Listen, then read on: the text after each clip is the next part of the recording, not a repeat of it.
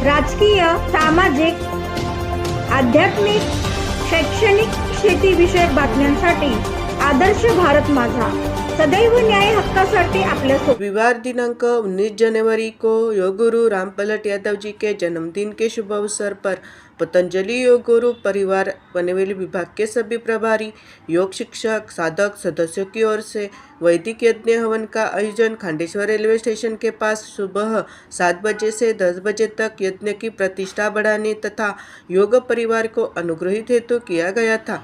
आचार्य किशन शास्त्री जी ने वैदिक हवन यज्ञ के साथ सभी उपस्थित योग साधक जन समुदाय को जीवन में आचरण कर्म के बारे में बहुमूल्य मार्गदर्शन करके सभी का भला हो के साथ आरपी यादव जी को जन्मदिन की बहुत सारी शुभकामनाएं दे दी। उपस्थित सभी ने योग गुरु रामपलट यादव जी को जन्मदिन की शुभकामनाएं देकर उनका आशीर्वाद लिया।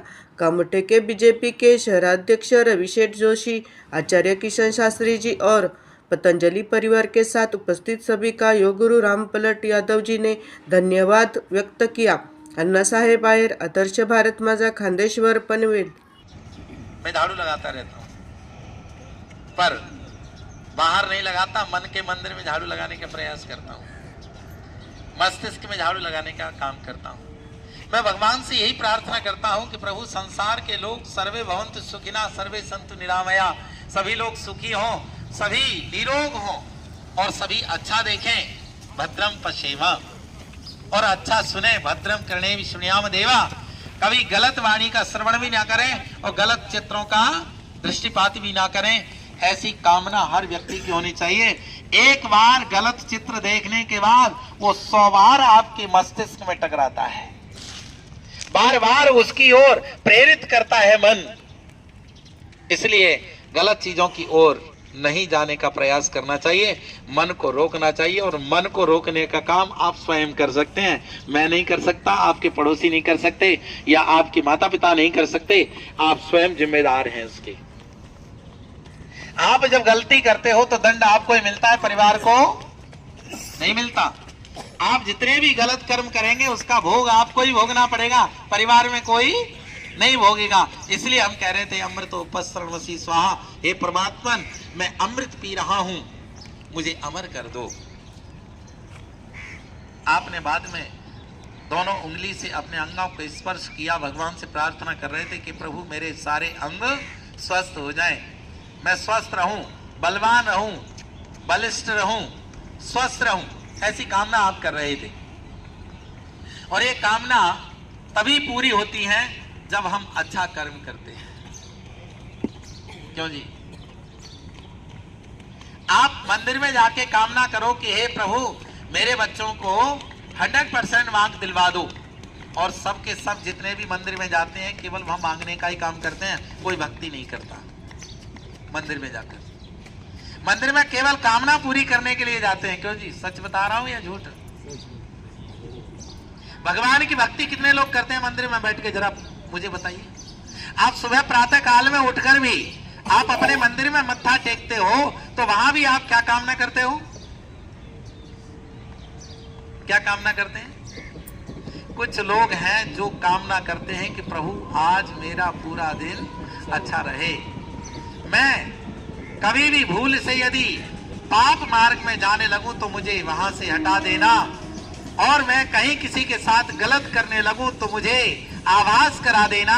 ऐसी प्रार्थना बहुत कम लोग करते हैं, लेकिन ज्यादातर प्रार्थना धन के लिए, विद्या के लिए और परिवार के लिए होती है। केवल स्वार्थ में लिप्त होकर हम भगवान की प्रार्थना करते हैं। हम भगवान की प्रार्थना निस्वार्थ भाव से करें, निश्चित रूप से परमात्मा हमें देता ही रहता है, उसके देने का काम है। तो हम सबसे पहले अपने मुंह पर जल लगा रहे थे और कहा वाग्मास्यस्तु, हे प्रभु मेरी वाणी में रस देना। कैसा रस हो? मीठा रस हो। मीठे रस के कारण आपके परिवार में प्रेम बना रहता है। आपकी वाणी में जब कड़वा रस उत्पन्न हो जाता है तो आपके परिवार में प्रेम नहीं रहता। इसलिए हम परमात्मा से प्रतिदिन प्रार्थना करें कि हे प्रभु मेरी वाणी में रस देना। कैसा रस होना चाहिए? मीठा रस होना चाहिए। और आप अपने बच्चों से भी प्रेम से बोलें और बच्चे आपसे प्रेम से बोलें, उस घर में स्वर्ग होता है। जिस घर में प्रेम का वातावरण नहीं होता उस घर में नरक होता है। बच्चे माता पिता की बात नहीं सुनते और माता पिता बच्चों की बात नहीं सुनते, आपस में झगड़ा होता रहता है, छोटी छोटी बातों पर झगड़ा होता रहता है। और खाने के समय पे भी झगड़ा होता है कि इसमें नमक ज्यादा हो गया, इसमें मिर्ची ज्यादा हो गई, इसमें ऐसा हो गया, मैं उठा के फेंक दूं, ये कर दूं, थाली आगे सरका दी। पत्नी का मन उदास हो गया, रुष्ट हो गया, गलती हो गई, चलो अगली बार नहीं करेंगे, उसको भी नहीं मान रहे और रूठ के अलग बैठ गए, घर से बाहर निकल गए। ऐसे घर में कभी शांति प्राप्त नहीं होती। इस धरती पर जितने भी मनुष्य पैदा होते हैं गलतियां सबसे होती हैं। कहा जाता है जो कभी गिरता नहीं वो कभी उठता नहीं। भाई जो गिरेगा वही तो उठेगा, जो गलती करेगा वही तो सीखेगा, और जो गलती करेगा ही नहीं तो इसका मतलब ये हो सकता है कि वो कार्य नहीं करता है। जो कार्य करता है उसी से गलती होती है और जो कार्य नहीं करता है उससे गलती नहीं होती। इसलिए हम कह रहे थे वाणी एक अमोल है, जो कोई बोले जान, ये तराजू तोलकर तब मुख बाहर आन। अपने हृदय की तराजू से तोलकर शब्दों को बाहर निकालना चाहिए, तभी हम अपने घर में शांति और आनंद प्राप्त कर पाएंगे। यदि हमारी वाणी में थोड़ी भी कड़वाहट है, उसकी वजह से आपकी वाणी से आपके परिवार में आपके बच्चे आहत हो सकते हैं, आपकी पत्नी आहत हो सकती है। यदि पत्नी के कारण पति आहत हो सकता है और पत्नी के कारण बच्चे भी आहत हो सकते हैं। इसलिए वाणी एक अमूल्य है। मैंने अभी आपको बोला, तो हृदय की तराजू से तोलकर इस वाणी का मोल बनाओ, इस अमूल मंत्र को मूल में बदल दो, तब हमारा परिवार सुखी और स्वस्थ रहेगा। उसके बाद हम नासिका पर जल लगा रहे थे, भगवान से प्रार्थना कर रहे थे, प्रभु मेरी जो प्राण शक्ति जो चल रही है ना, सांस चल रही है, वो 100 वर्षों तक चलती रहे, 100 वर्षों तक।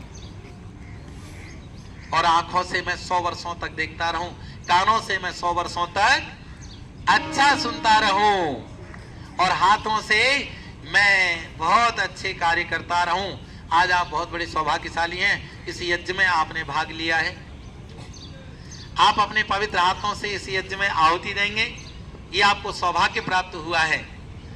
और पैरों से चलकर भी मैं अच्छे स्थान पर आता रहूं, इसलिए मेरे पैरों में शक्ति देना प्रभु। मेरा ये शरीर इसी काम के लिए बना हुआ है, परोपकार के लिए बना हुआ है। और जो अपने जीवन को परोपकार में बना लेते हैं, मान लेना कि वो कहीं न कहीं देवता की कोटि को प्राप्त हो जाते हैं। जो दूसरों के दुख में शामिल हो जाते हैं वो देवता होते हैं। और जो दूसरे के दुख में देखकर शामिल नहीं होते, जो छीन झपट कर खाने की इच्छा करते हैं और जो अकेला खाने की इच्छा करते हैं, उन्हें क्या कहते हैं जी? जी बोलो, आवाज नहीं आई। उसे राक्षस कहते हैं। हमारी भावना राक्षसी नहीं होनी चाहिए। अब मैं आपको बताता हूं भगवान किसको आशीर्वाद देते हैं, किसको अपनी शरण में लेते हैं, वो मैं आपको समझाता हूं। एक युवा 40-45 साल का युवा घर से निकला सुबह 4 बजे और एक गांव की ओर प्रस्थान कर रहा है। गांव के बाजू में होके निकल रहा है, वहां देख रहा है एक माँ हाथ वाली चक्की चला रही है। हाथ की चक्की किसने चलाई है यहाँ पर? अरे वाह, बहुत सुंदर, इनको तालियां बजाओ। बहुत अच्छी बात है। हमारी माताएं जो ग्रामीण क्षेत्रों से आई हैं और ग्रामीण क्षेत्रों में रहती हैं, अब तो सब जगह बंद कर दिया, लेकिन पहले तो हमारी माताएं सुबह 4 बजे उठकर चक्की चलाना शुरू करती थीं। पूरे परिवार का पालन पोषण उनके हाथ में था, सारे पशुओं का भी दाना वही दलती थी, है ना। अभी वो दलना बंद हो गया तो हमारा ही दाना बन गया है ना। हमने जब से अपने हाथ का बनाकर खाना बंद कर दिया है ना, तब से हम लोग बीमार होना शुरू हो गए। पहले वो माता जी जो होती थी वो चक्की चलाती थी प्रातः काल में उठकर, इसके लिए उनका प्रसव जो है ना किसी हॉस्पिटल में नहीं होता था, वो घर में ही हो जाता था, इतना बढ़िया होता था। आज हम चक्की बाहर से पिसा हुआ खा रहे हैं, वो भी गड़बड़ सड़बड़ है, और घर में गैस का खा रहे हैं बनाकर, इसकी वजह से वो हमारा पाचन तंत्र बेकार हो जाता है। तो वैसे ही एक युवा ग्रामीण क्षेत्र की ओर निकला, गांव में देखता है सुबह 4 बजे एक माँ चक्की चला रही है। उसने पहली बार देखा, क्योंकि वो जंगल में रहता था, साधना करता था, भगवान की उपासना करता था। वो जब वो देखता है कि ये माँ कर क्या रही है, जाके देख रहा है कि एक हाथ से वो चक्की चला रही है और एक हाथ से उसमें अनाज डाल रही है, और वह अनाज उस चक्की में जाने के बाद वो अनाज का आटा बनता चला जा रहा है। ऐसी स्थिति को देखकर वो युवा रोने लगा, हे प्रभु ये क्या हो रहा है। जो भी दाना इसमें डाला जा रहा है उसका पाउडर बनता जा रहा है, उसका आटा बन के इधर उधर चला जा रहा है। उसने किसी से भी नहीं पूछा, घर में लौट के गया, वहीं जंगल में कुटिया में, और वहां जाकर वो बैठ गया। उसके बच्चे ने पूछा, पिताजी आप उदास क्यों हो। उसने कहा, बेटा क्या बताऊं आपको, मैंने आज ऐसी स्थिति देखी है कि एक माँ चक्की चला रही थी और वो अनाज उसमें डाल रही थी, और वह अनाज पाउडर होके इधर उधर निकलता जा रहा था। ये संसार की यही गति हो रही है। ये पृथ्वी और आकाश के बीच में ये संसार पिसता हुआ चला जा रहा है। बोले, पिताजी बिल्कुल ठीक कर रहे हो, लेकिन आपने पूरी तरह से देखा नहीं उसे। आओ चलो मेरे साथ में, मैं आपको दिखाता हूं, आपको प्रसन्नता भी होगी। बोले, चलो बेटा। अपने बेटे से उपदेश सुनने के माध्यम से वो वहां चक्की के पास जाता है,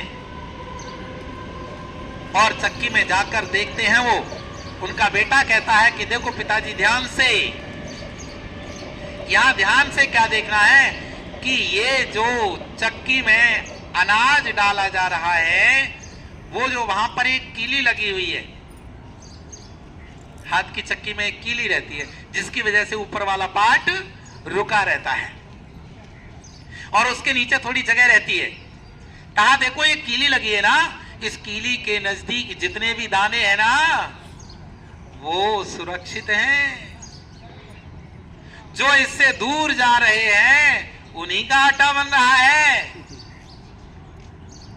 जब ये स्थिति को देखा तो ये युवा खुश हो गया। ये युवा था कौन? ये था युवा कबीर। चलती चक्की देख कर दिया कबीरा रोए, दो पाटन के बीच में साबुत बचा न कोई। ये दोहा आपने बहुत सुना होगा। दो पाटों के बीच में कोई साबित नहीं बच रहा है। ये संसार के दो पाट हैं, पृथ्वी और आकाश। इसके बीच में रहते हुए जो सांसारिक कार्यों को करते हुए विषय और वासनाओं का भोग प्राप्त करते हुए ऐसे ही उनकी संसार भूमि में भस्मी बनती चली जा रही है, कोई मोक्ष को प्राप्त नहीं हो रहा है। तो उनका बेटा कहता है कि पिताजी चलती चक्की देख कर दिया कबीरा हास, और जो कीली से लग रहा उसका बाल न बांका होए। कीली मानी परमात्मा है। वो कीली कौन है? परमात्मा है, जैसे चक्की में वो कीली है, उसके नजदीक जितने भी दाने हैं वो पिसते नहीं हैं। और जो इस संसार के पृथ्वी और आकाश के जो दो पार्ट हैं उनके बीच में परमात्मा है, और वह परमात्मा से जो नजदीक चला जाता है, जो परमात्मा के सानिध्य में रहता है, जो उसके चरणों में बैठा रहता है, प्यारे बंधुओं माताओं बहनों, उसका कोई बाल बांका नहीं होता। इसलिए यदि संसार के दो पाटों से आटा बनने से आपको बचना है तो परमात्मा के सानिध्य में पहुंच जाओ। परमात्मा के सानिध्य में जो पहुंच जाता है उसका जीवन सफल हो जाता है, उसी को मोक्ष प्राप्त हो जाता है। बाकी तो सब मुक्ति को प्राप्त हो जाते हैं, बाकी सब मुक्त हो जाते हैं। मोक्ष और मुक्त दोनों शब्दों में अंतर है, लेकिन लोग उसे एक ही समझते हैं।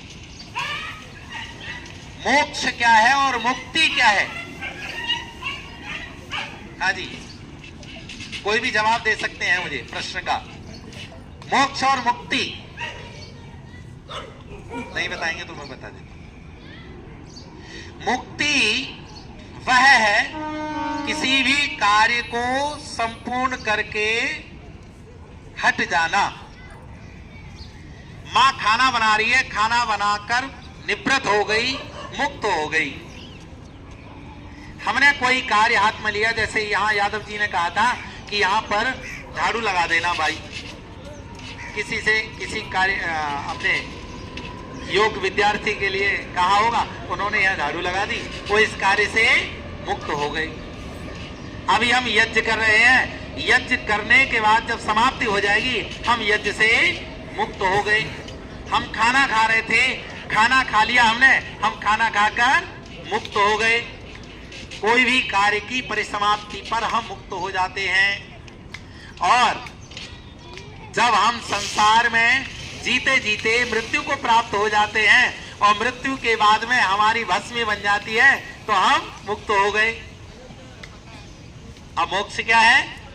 मोक्ष वह है जो व्यक्ति अच्छे कार्य करते हुए, संसार में परोपकार के कार्य करते हुए, वेदादि शास्त्रों का अध्ययन और अध्यापन कराते हुए, यज्ञ करते और कराते हुए, और संसार के सभी लोगों को सन्मार्ग दिखाते हुए जो व्यक्ति संसार से जाता है तो वो व्यक्ति 1,96,8,49,936 वर्ष तक वायु में भ्रमण करता है, वो किसी शरीर में प्रवेश नहीं करता। इसका नाम है मोक्ष। और जो शरीर को धारण कर लेते हैं वो दुखों को प्राप्त हो जाते हैं। इसलिए हमें शरीर नहीं चाहिए। जो शरीर को प्राप्ति के लिए भक्ति करते हैं परमात्मा की, वो मोक्ष नहीं है। इस शरीर के बंधनों में पड़ने के बाद क्या राजा, क्या रंक, क्या फकीर, मान अपमान, यश अपयश को देखकर सबके मन में कामनाओं की प्राप्ति के लिए यश करना पड़ता है, प्रयास करना पड़ता है और परिश्रम करना पड़ता है। इसलिए भगवान से हमें प्रार्थना करनी चाहिए, प्रभु मैं शरीर के बंधन में दोबारा बंधना नहीं चाहता। ये आप देख रहे हैं ना, इस संसार में कौन सुखी है? कोई बता सकता है कोई सुखी है संसार में? आप नहीं, आपकी बात नहीं कर रहा हूं। संसार में जिसको आप जानते हो, आप बताइए कोई सुखी दिखाई देता है? आप कहते हो अंबानी सुखी है, सुखी है? उन्हें कोई टेंशन नहीं होता? उन्हें कोई आत्मिक कष्ट नहीं होता? मानसिक कष्ट नहीं होता?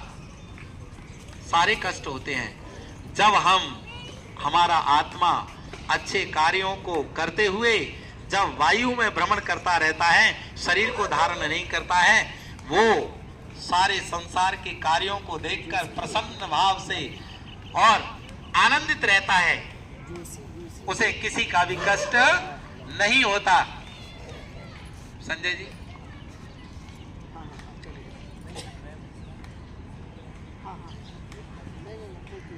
ठीक है, मुझे थोड़ा संकेत किया था इसलिए मैंने आपका समय लिया।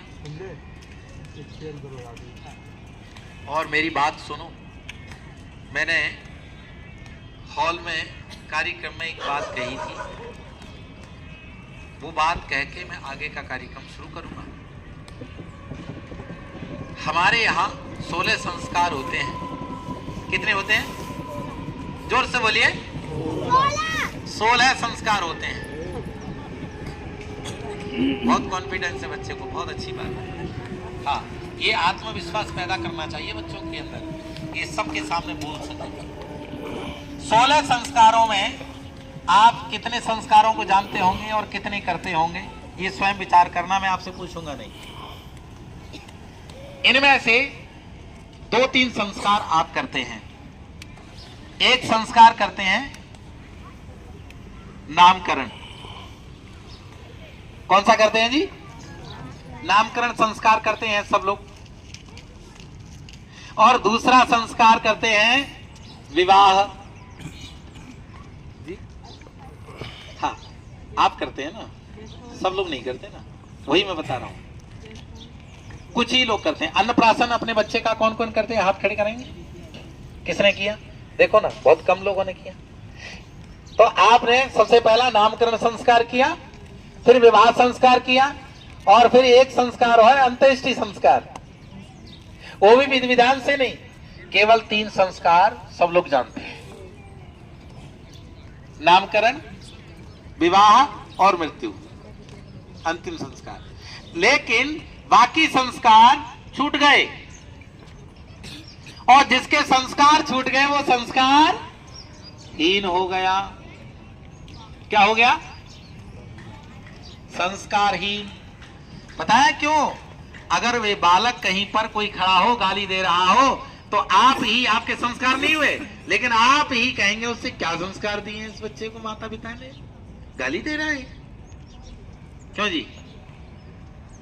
अगर संस्कार दिए होते तो वो बालक हाथ जोड़कर नमस्ते कर रहा होता, वो गाली नहीं दे रहा होता। इसलिए गर्भाधान संस्कार जरूर करना चाहिए। हम जैसे आचार्यों को बुलवाकर पूरे यज्ञ विधि विधान से उनसे प्रक्रिया पूछनी चाहिए कि हम तेजस्वी, ओजस्वी, वर्चस्वी, बलवान, यशवान, कीर्तिमान और विद्यावान राम और कृष्ण के समान संतान हमें चाहिए।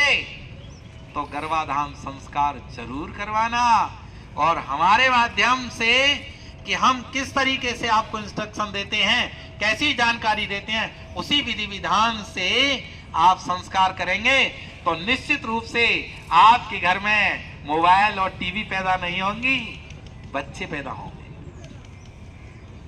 आज बच्चे कम हो रहे हैं, मोबाइल टीवी ज्यादा पैदा हो रहे हैं। छोटा सा बच्चा जो अभी बैठना नहीं जानता है, वो भी मोबाइल को दिखा दो तो खुश हो जाता है।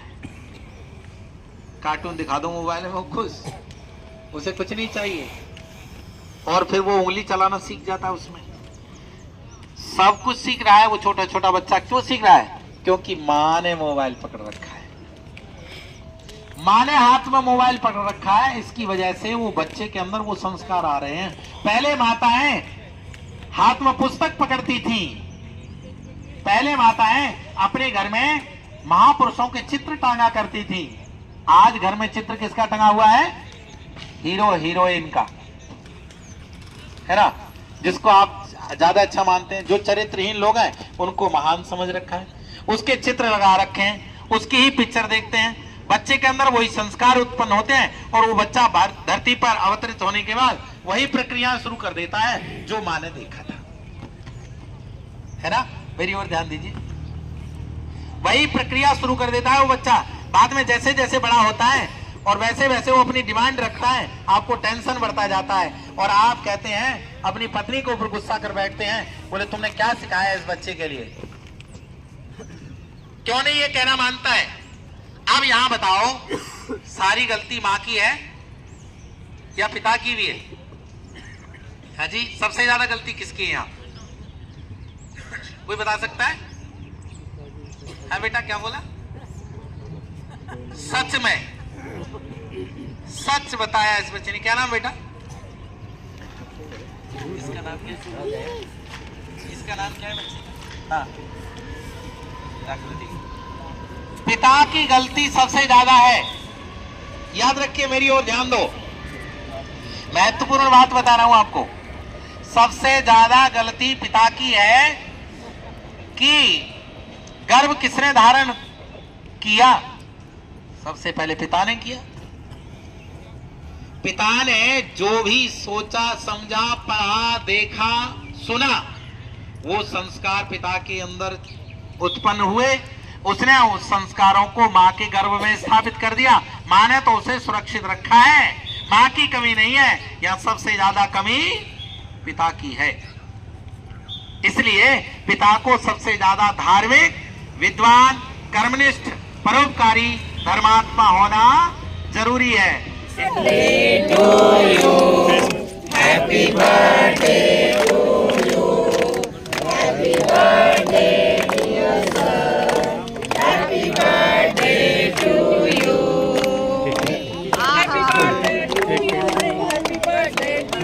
दोनों एक दूसरे को खिलावे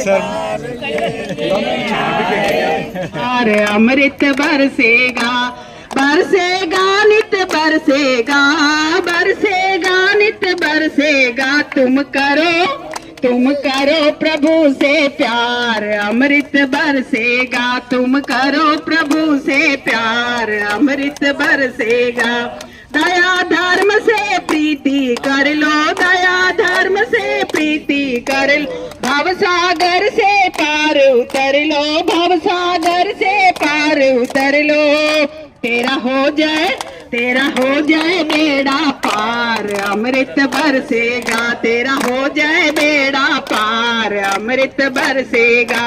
बरसेगा नित बरसेगा, बरसेगा नित बरसेगा। तुम करो प्रभु से प्यार, अमृत बरसेगा। तुम करो प्रभु से प्यार, अमृत बरसेगा। सत्य ज्ञान का पहला गहना, सत्य ज्ञान का पहला गहना। कड़वा बोल कभी ना कहना, कड़वा बोल कभी ना कहना। तुम करो आत्म उद्धार, अमृत बरसेगा। तुम करो आत्म उद्धार, अमृत बरसेगा। बरसेगा नित बरसेगा, बरसेगा नित बरसेगा। तुम करो प्रभु से प्यार, अमृत बरसेगा। तुम करो प्रभु से प्यार, अमृत बरसेगा। ओम नाम का प्याला कहना, ओम नाम का अमृत प्याला, ओम नाम का अमृत प्याला। पीले बनकर किस्मत वाला, पीले बनकर किस्मत वाला। यह मिले न बारंबार, अमृत बरसेगा। यह मिले न बारंबार, अमृत बरसेगा। बरसेगा नित बरसेगा, बरसेगा नित बरसेगा। तुम करो प्रभु से प्यार, अमृत बरसेगा। तुम करो प्रभु से प्यार, अमृत बरसेगा। तुम करो प्रभु से प्यार, अमृत बरसेगा।